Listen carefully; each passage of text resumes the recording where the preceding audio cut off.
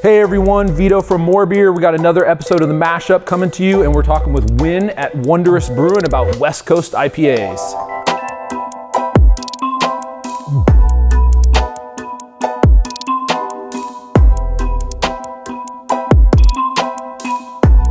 Awesome. Hey Wynn, thanks for taking time out of your busy schedule to meet with us. Of course, thanks for coming on over and hanging out. Yeah. So we're going to be talking about West Coast IPAs, but let's start with a little bit about your brewing history. I know we've been friends and homebrewed together for days. Yeah. But then you know, a lot of commercial brewing, school, education. I'd love to talk about that as well. Dive on into it. Yeah, tell us all about it.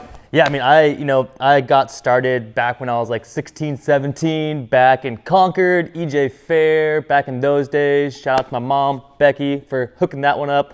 I was just kind of like, I was working there. My first job was kind of like busboying at EJ Fair. And like, you know, back then, like that was kind of like the only like kind of beer related spot out in the East Bay. And like all the Brewing Network dudes were hanging out and it was awesome. And, you know, they knew my mom from like, you know, just from bartending, working there. And they just kind of like, saw me and like, hey, like I was kind of interested in beer at the time, and they kind of like showed me in, took me in, and kind of like, hey, let's brew some beer together, see how you like it. And I kind of just fell in love with it. Like, you know, kind of fell in love with like the people more than like the whole everything else before then. Community, yeah. Yeah, the community was always great, but kind of only homebrewed maybe like less than 10 times before I actually started like working at a brewery when like EJ Fair and Heretic were opening up like the Pittsburgh Brewery, 30-barrel brew house, and applied for like the Siebel Brewing School, and because, you know, just kind of from my experience, and I got accepted into that. So like, you know, like when I was 21, I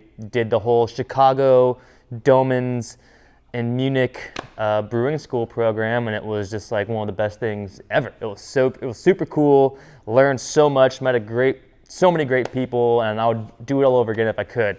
And kind of once I got back from that, I kind of worked at a big old brewery, you know, 250-barrel brew house, just production plant, 24/7, 365, just crushing beers. And it was amazing because a lot of the brewing school stuff kind of like teaches you about ginormous brewing scale, not just like home brewing. So like going from brewing school to a big brewery was a really like a nice transition, and went down to Santa Cruz, Capitola, and worked at one of my favorite breweries ever, Sante Adarius, and I loved Tim Adair, loved that whole place. That was awesome, and it was kind of like heartbreaking to like leave them once I found out about like, you know, kind of making Wondrous a thing, but I was like, oh, I have to do it. It's definitely a dream to make my own brewery, and here we are now. Actually, so like right before I started going to brewing school, like kind of like in like a little period of like a little over a year where I was like, I wasn't working at the brewery, and then like I was kind of like waiting for brewing school to start. I actually got a job working at MoreBeer with Phil and the warehouse crew. Yeah, it was awesome. I loved it. It was such a cool little team, and just, you know, like still like being around just like home brewing ingredients and just like seeing all the different aspects, and just like, I mean, actually like working in a warehouse, and like I still use a lot of like the skills that I've used from that I learned from that like job, like in here, like, you know, moving pallets around and like like efficiencies, like, you know, driving a forklift in tight spots, all that fun stuff. So yeah, working on MoreBeer was just like an awesome little like thing, because I mean, like when I first started, like my first few homebrews, it was like, I mean, that was my spot. Yeah. Well, like, you know, MoreBeer, you'd go, you know, every batch of beer that I bottle, I'd like go there, talk with like the showroom guys, like, oh, like, what do you guys think about this beer, this batch or whatever, get super into it, nerd out really hard. So yeah, like super stoked on the whole MoreBeer thing. That's a great segue for, you know, it was awesome having, you know, you work for us and then seeing your growth to open a brewery. And then tying back around of making a homebrew recipe kit with you. Yeah, that's wild. So we were like super excited to do that with you, and then also the fact that you worked with us, I think it just makes it that much more special. Me too. I'm a fan of your beers in general, but then Creek Park, I'm a fan of this beer as well. Yeah. So let's talk a little bit about that. Like let's start with like the name, where'd it come from? Of course. Yeah, tell us a little bit about Creek Park. So Creek Park, it's stands for Walnut Creek Skate Park. So I was I skated my whole life growing up. It was like, you know, a big, huge movement of my life that I still love. I still kind of skate to this day.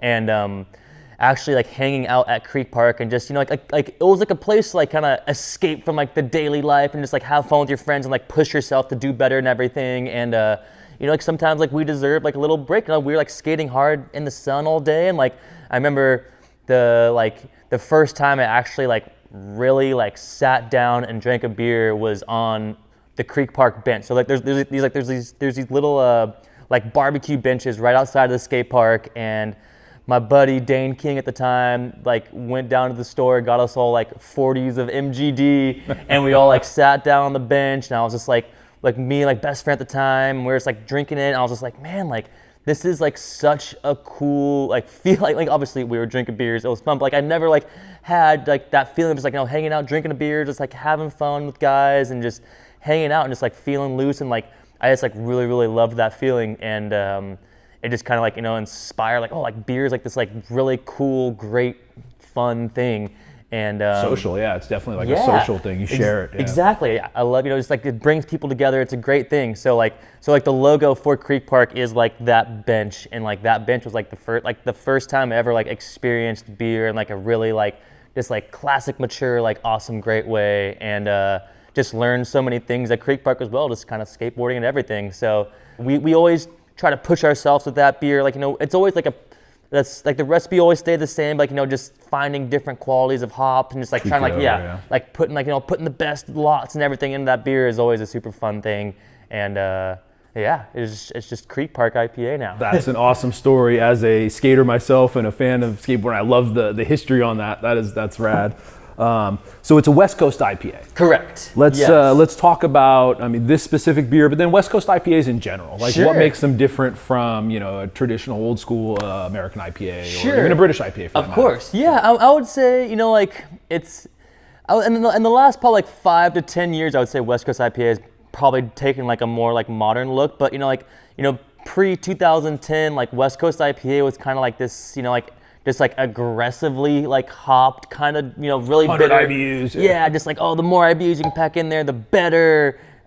Just like, you know, just packed, saturated, full of hops, and like, you know, always had like a little bit of like a crystal color to it, and it was like a really like aggressive, just like in your face type beer, and like, you know, like that was always a great thing. And I feel like, you know, once the kind of hazy IPA thing kind of took and like, you know, started to become a little more popular, people kind of like were like, oh, like West Coast IPAs are like a little too bitter and aggressive, and like they got, you know, like they kind of, the West Coast IPA, they almost died down there for a second. And like, you know, like people could report that West Coast IPA is dead there. Yeah, I've heard that before. For a second. And you know, like I feel like, you know, a couple brewers were trying to like making these like more kind of modernist styles, like, you know, like kind of taking out the crystal malt, just like kind of like using all base malts, kind of, you know, like toning down the bitterness a little bit, but still keeping it more bitter than like a hazy, like soft, juicy IPA. And I would say like what West Coast IPA is now is just kind of like they're definitely more like a more pale, more clean, 100%, definitely obviously clear beers. A great like assertive like round bitterness to it, you know, really like I like to use the word punchy hop character to it, where it's like it's not juicy and soft and like that, it's like it tastes like, you know, like orange juice, where it's like it has like some like like not like tartness, but kind of like, you know, it kind of like makes your mouth kind of pucker a little bit, and it's like it has like this good like drinkability, definitely on the drier end. So like super dry, yep. Yeah, so to me right now I feel like, you know, what makes a West Coast IPA is just like, yeah, just dryness, you know, like finishing in like, you know, like the lower, you know, like 2-degree-ish Plato area, and still having some like assertive hop character to it, but not being overly bitter. Like usually like, you know, single base malts, like 2-row Pilsner malts, just like keeping it pale and clean is a big thing of West Coast IPA. Neutral ale yeast 001, just like normal Cal ale. That's like the meat and potatoes of a West Coast IPA right there, and just like, you know, big Mondo dry hops with it too, like, and just kind of like keeping it clean, crisp, you know, like punchy bitterness, good hop flavor, really aromatic, dry, and just drinkable, like just more quaffable, like make you want to take another sip. Yeah, exactly. And that's, I mean, like that's the beers that we love to drink here. We love to brew here, and yeah, it's just like a great year-round beer. You're making killer West Coast IPAs. Thanks, man. Cheers, buddy. Let's talk about this specific one, Creek Park. So let's go into the ingredients on this. Sure. Like grist, hops, Yeah. yeast. I think we know, Cal. Sure. Yeah. Well, luckily for all homebrewers out there, it's not too complex of a recipe, which is awesome. I feel like simple recipes, simple beer. It's just like it's cohesive. It just works out. It's clean. So Creek Park is just all 100% Pilsner malt beer. 100% Pilsner, nothing else. Yeah, we bounced around with a couple of different Pilsner malts, like some North American varieties, some European varieties, and we're still we're still kind of playing around, but we kind of found some like German Pilsner malt. It just kind of has this like little softer, rounder character to it that we're really loving. Keeps it super pale, keeps it really, really clean. So just mostly all Pilsner malt. We use acidulated to adjust for pH in the mash, and no Carabati or any wheat or anything like that to help with head retention. Nope. Okay. Some of our West Coast beers we had some like wheat or oats in there to kind of like soften things up, but this beer just kind of keeping it crispy clean all the way through with just the Pilsner malt, and just mashing on the lower end too for the dryness. Yeah. We're mashing anywhere between this beer gets 149-ish because our 001 house yeast tends to dry out pretty good at that mash temperature. So how long of a rest are you doing? We're doing a total of 1 hour in the mash tun. We're doing we'll mash in, we'll do a 30-minute rest, and then we'll do a 30-minute Vorlauf on top of that just to kind of clear everything out really good. And then we're also adding about I would say a 80 to 20 gypsum to calcium chloride in the mash as well. So we're adding the gypsum to kind of brighten up the hop character, kind of make it pop a little bit more, and then a little bit of calcium chloride just to kind of round out any of those harsher edges that might pop out. Higher sulfate though. Yeah, exactly. Yeah, definitely higher sulfate for sure. And we're not, our water that we brew with here is always super soft and really clean. You have some of the best water in the Bay Area. Yeah, we're stoked on it. It's amazing. So we add a very minimal amount of minerals back to the mash and back to the brew, and it just kind of works out good. So with this beer, once we get the kettle full, we get it boiling, and we do a very, very tiny, the tiny little 60-minute addition just to kind of it's almost, it's almost calculated less than a couple IBUs. It's really just to kind of help out with coagulations of kind of proteins and everything, because almost 90+% of all the protein coagulations happens within the first 10 minutes of the boil, and having just a little bit of hot, literally for for our 10-barrel kettle, we throw a handful, less than 25, 30 grams in there just to kind of help with just that. And then we just kind of let it boil, let it rip the whole time. We're not adding any dextrose or anything in this beer. That's dextrose is usually a very West Coasty kind of a thing to help dry it out. Exactly, yeah. But I think the Pilsner malt, the old base malt and a lower mash temp kind of gets you in that same ballpark area of adding dextrose. So no dextrose, but we just do a nice solid a little 10-minute addition just to kind of get some hops boiling in there, get some iso alpha happening, get some bitterness in there, and then we just do a Mondo-sized whirlpool. And are you doing a hop stand, dropping the temp or anything like that on? No, we used to drop some of the temps at the beginning when we first started brewing here. I was I want to play around with all this crazy stuff, and we did that, and then it's a lot of work on a brew day. And we started with a couple brews, we didn't do the lower mash temp and everything, and we're we almost liked this the regular whirlpool temp better than the lower whirlpool temp, and so we're just doing we're letting it spin. Once we'll cut the flame out, let it spin for 10 minutes, add our hops in right at flame out, then let it rest for another 10 minutes, so a 20-minute whirlpool only, and then just knocking out after that. And it gets about a 45-minute knockout on our system, depending on the season, so to say. But so once we knock out at around the 60 to 63 degree range Fahrenheit, and oxygenate pretty good. and we pitch at that 60 to 63 degree range, and we kind of like set our fermentation temp like right around like 66, 67. So like, you know, that first kind of day or so, it's like nice and low, kind of building up, and then you know, it kind of has a nice, you know, like slow, not slow, but like a nice coolish fermentation. So pitch at a lower temp, let it rise to that. Exactly. So like, you know, it's still, you know, still a nice healthy fermentation at like 66, 67 degrees Fahrenheit. But yeah, you know, keeping it on the colder end just to kind of, you know, just keeping it clean, keeping the 001 clean, and letting the hops and everything else do the talking. Speaking of hops, so what hops are in this beer? So this beer it's about 50-50 down the middle of Citra and Nelson. Nelson. Yeah. So we've been getting some awesome Nelson in lately. Yeah, I think it's like a beautiful little hop character. We're getting some like really great kind of like passion fruit, danky diesel from the Nelson. We're getting some cool just like tropical fruit from the Citra, and it just plays out beautifully in the beer. So so we're fermenting this beer probably for about like 7 days, just like keeping it at that 66, 67, and you know, once it gets to final, like, you know, right around like day 6 or day 7, you know, once it's like kind of been at final gravity for a day or two, we'll you know, kind of remove the yeast off. We'll harvest the yeast, dump the yeast, whatever we're doing with it, and just dry hop the tank. And we're dry hopping at about like a little over 4 pounds per barrel. Okay. We're like, you know, it's kind of like we're just throwing like a 44-pound box into a 10-barrel tank. It's kind of, you know, it's simple for us. It's easy, and we don't have to weigh anything out, which is good. So we're not using like, you know, like open bags of hops or anything, oxidized, which is great. And yeah, we're keeping that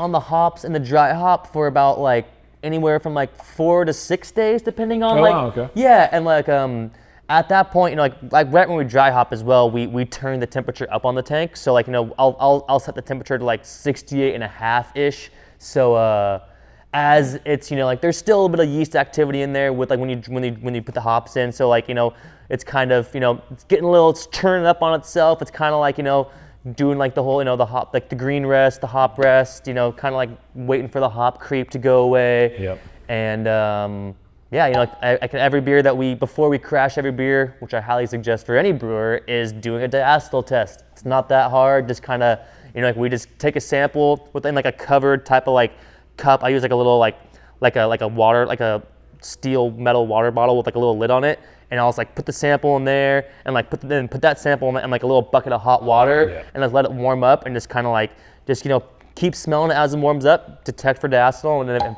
if it's all clean, then, you know, you're good to crash it. And you know, we force carb our beer for about like halfway through. Actually, like during our dry hopping phase, you'll see in some of these tanks, like some of the pressure gauges get pretty high. So like we add the dry hops in the tank, and we just kind of like we cap the tank, so we just close off all the valves, and it just kind of builds that natural. You know, like the natural CO2, that natural pressure in the tank, and actually, like we love it because that actual pressure that's coming in is actually absorbing into the beer as well. So like once we crash the beer and like we're ready to like add some finings and carbonate, like the beer is almost like halfway carved up from just like that natural thing. And like I think there's like some like there potentially could be some like biotransformation. There's definitely some like mingling of hops and yeast going on in there, and I know it's just kind of working out for us, which we love. And then locking all that aroma. Yeah, exactly. You're not just letting it go out your blowout. Yeah. Exactly. Yeah. It's because like, you know, we just want to treat our beer like as gentle as possible. Like, you know, once the dry hops are in there, it's like, you know, all those oils are volatile, and like, you know, the more you kind of bubble it around, or like the more you kind of you know, the more you blow it off, all those great aromas and characters are just leaving the beer. So like keeping that in the fluid is always like of the utmost important for us, which is amazing. And you know, we just try to be as gentle as we can with the beer because we just want it to be as best as possible. So I see you're using uni tanks, and this is just beautifully clear. So how are you getting that clarity? This is actually this is Werflock in the kettle, like about like a 10-minute addition of Werflock, and then some Biofine like right at carbonation, pretty much. Like so like the day after we crash, you know, the tank's nice and cold down to 32. We'll dump all the hops out, and then we'll just like add, dump all the hops out. We'll depressurize the tank. We'll add our Biofine into the top, and then we'll hook up our like carb stone into the racking arm, and just kind of, bubble it through there, and that kind of like mixes up a little bit of everything. And then like, once it's fully carb, we try to let it sit for like at least 4 days, like carbed and fine in the tank. So like everything has time to drop out, compresses that hop cone at the bottom before we actually rack the beer out of it. And it just kind of dries up perfectly. And it looks beautiful. Yeah. So what, about 21 days? Yeah. Grain to glass? Usually it's like a 3-week beer. Like, we're not in the style of rushing beer here. Like, I know it's definitely different being a business and like home production versus but at the same time it's like all this, like, it comes down to the quality of the beer, and like, you can definitely tell when beers are rushed a little bit. So we just kind of give the beer the time that we need, and we'd rather just like push out a beer that's just like phenomenal rather than push out 2 batches of beer that are like okay. So just definitely comes through in the beer. Yeah, it's amazing. Yeah. So just giving it its time to clear up, just like being gentle with everything. And just like the clarity. Like, it's like, I think the water here is great. Using that higher gypsum, definitely the calcium helps kind of like precipitate out some hazy type formation stuff. We love to use the Werflock G, the granular Werflock, instead of the tablets. Yeah. And I feel like that has sometimes like a better impact on clarity than the tablets do. Interesting. And and then we're just a little bit of biofine, just a little bit, because I'm always a little bit wary of biofine, because some over biofined beers could it could affect head retention and stuff like that, which I'm like us being like brewing a lot of lagers and doing stuff like that, like like head retention to us is just as important as like hop aroma, as everything else. So it's like keeping good head retention and lacing is like always a crucial thing too. But it's kind of a dancing between a fine line of like getting a clear beer and keeping head retention. But so it's like it turns out to be like a 6.9 ABV West Coast IPA, Citra Nelson, all Pilsner malt, just kind of crispy, punchy, clean, super hop forward, hop aromatic, but like smooth, round bitterness, still enough to kind of like leave your mouth a little bit like oily, sappy, but nothing too powerful, and just like a everyday drinker. Yeah, it's delicious, man. Thanks, cheers. Thanks, dude. Heck yeah. All right, so now we're gonna go what I like to call our quick fire questions. I'm just gonna hit you with some questions. You come right off the top of your head and answer. Do it. So the first one, what are some tips you have for a new brewer just starting home brewing? You want to go out and get all the gear. What's the best thing you could do? And everybody says fermentation temperature control, right? Sure, so that's already 100%. that's on the table. But what's something else you could do as a new brewer just to make great beer? Fresh ingredients always, malt, whatever, that could be in its own, but try using fresher hops. That's a night and day difference. Yeast health, rather than just pitching it straight out of a vial, doing a starter is again also like a night and day difference. 90% of beer flavor comes from yeast fermentation. So if your yeast isn't stoked, isn't healthy, isn't happy, then that's gonna show through in your beer too. So so healthy yeast, good fermentation, fresh ingredients, and give it the time it needs. Patience. And you're pretty much you'll be pretty golden with those few things. Awesome, great tips. Yeah. So having built and opened a brewery yourself, and I know a lot of homebrewers, that's a dream of wanting to open a brewery. So what are some tips you would give to somebody looking to open a brewery? Patience again. Patience. Just focus on the beer. It's super easy to get kind of strayed away from all the other heavy stuff of employees, taxes, money, all this stuff. But in the end, none of that would matter if the beer wasn't great or the best you can make it. So that just kind of calms me down. Just focusing on the beer. Just imagine you're back at home brewing sometimes, and you're just trying to make the best beer that you can. Just have fun with it in a way, and just focus on the beer. That's probably the biggest thing you can do, because it's too easy to get lost in everything else, and you don't want to get lost in in the beer making. That's great advice, and that's why people want to do it, right? It's for the beer, so Sure. that makes sense. Yeah, focus on the beer, and the rest will come. Yeah, hopefully. Yeah, hopefully, yeah. This is one of my favorite questions. I like to say, what's your desert island beer style? What that means is you're stuck on a desert island, you could have one beer for the rest of your life, or beer style. Sure. So let's do a two-part. Let's Okay. do what beer style, and then what beer, like commercial example of that. Oh man, that is a hard one, because it's like, if you drink one beer for the rest of your life, you're eventually gonna get bored with it. Sure. So, but I think just like I think honestly, like August, like I'm just gonna go straight to like the beer, like Augustiner Hell, like just like Helles in general. It's such like a beautiful beer. It's nuanced, it's soft, it has everything that you want in it. I'll definitely miss some hops. Like that's, it's either a hoppy beer or a lager beer, but like, I feel like just the light lager beers and definitely like that Helles type styles, definitely one of my, desert island beers. So like, yeah. So like Augustiner Hell, that's like. That's the beer. That's Munich Helles is the style. Yeah. Gotcha. Yeah, that's a great answer. I love the one. that one. Yeah, good answer. All right, so coming off the back of beer style, what style would you want Wondrous to be known for? I know you make killer West Coast IPAs, but you also make amazing lagers. Like what would you, and you're making amazing barley wines too, but yeah, what beer style would you like Wondrous to be known for? I think if we had to focus on one thing, it would probably be like lager styles. I think there's like sustainability in lager beer. It's been around for years and years and years. It's not going anywhere, and it's a really fun style for me to brew. It's way more nuanced style, or depending on what style of lager you're brewing. But like it gets a little more technical, has a little bit more patience. I like the challenge of brewing lagers. It's super, super fun, and I love like the cold lager yeast. I love the crispiness of everything.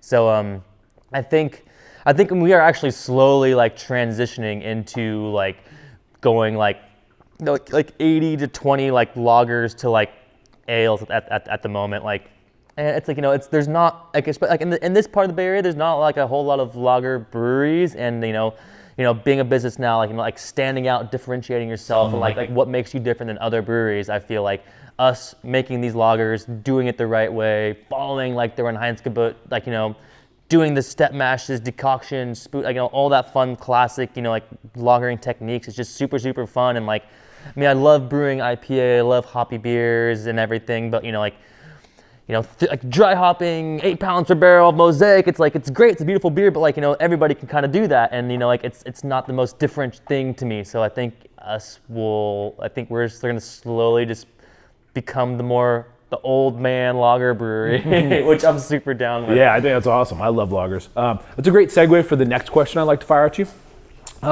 What do you think, and maybe you're say lagers on this, what do you think the next hype of beer style is going to be? Like, we got hazy IPA, boom, everybody thought it was hype, but it stayed around. That is true. Cold IPA is a big one right now. Cold IPA is a big one. But even past that, like, what do you think next trend? I don't know, to be honest. That's if we knew, we would. We'd be creating I'm gonna brew it tomorrow if I knew. I'm sure something will pop up. I definitely think something of maybe like the lighter, less sweet. I think like the low calorie type things is definitely gonna be becoming a little bit more popular thing.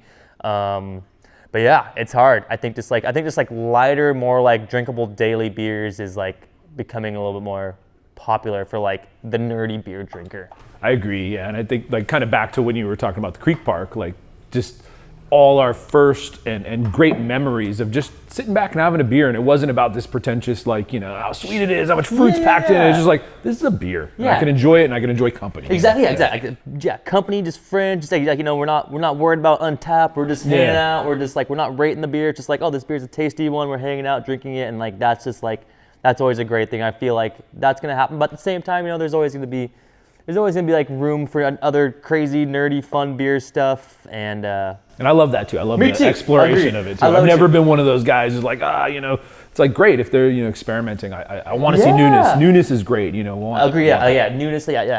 Just like people pushing themselves for new beer styles, new flavors. I think that's a beautiful thing, and we're just like here at Wondrous, we're just kind of like instead of reinventing the circle, we're just trying to like perfect our own circle in a way, and just trying to like, you know, make the best beers that we can here, and just like really focusing on just precision, accuracy, just like consistency and all that fun stuff. And consistency's king. yeah, true that. All right, so here's another quick fire for you.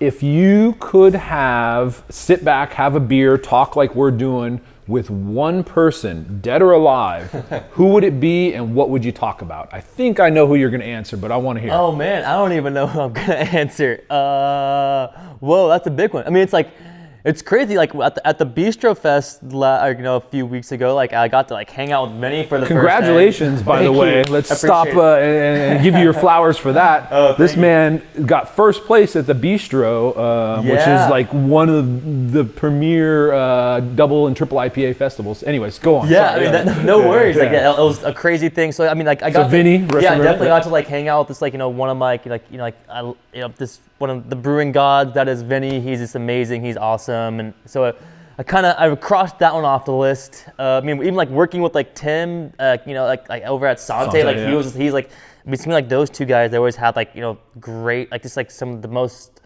just like important, significant like beer information, beer talks I've ever had. It was so super cool.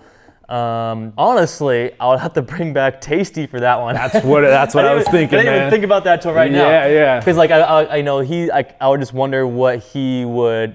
Yeah, beer hasn't changed too much since he's been gone, but you know, there's definitely. But you opened a brewery since then. Yeah. He never got to try any of our beers that we brewed here, and like he was like definitely like the most in mind person of like when building out the whole brewery and like, you know, developing our recipes and everything. So like, just to kind of like get his 2 cents on like our beer would be a very, very crucial thing. But yeah, besides that, maybe some of like the Munich monks from like hundreds of years ago brewing like light lagers and like in Bavaria, like that would be super cool to like sit down with one of them and talk and be like, yo, like, what's this copper tank you have over here? How are you doing this? Where are you getting your yeast from? Do you even know what yeast is yet? Like, depending on the year. Yeah. But yeah, you know, that's a great one. And you know, as a friend of yours and a friend of Mike Tasty's, I think he'd be super proud of you. Thanks, what man. you're doing, man. That means we all are. Yeah. Thank you. And we're trying. Yeah. Well, Wynn, thanks for having us. This has been awesome, man. Let's walk around, check out the brewery, talk a little about lagers, and then I'd like to talk about your barley wine program as well. I love it, man. All right, man. Cheers. Thanks again. Good talking. Yeah.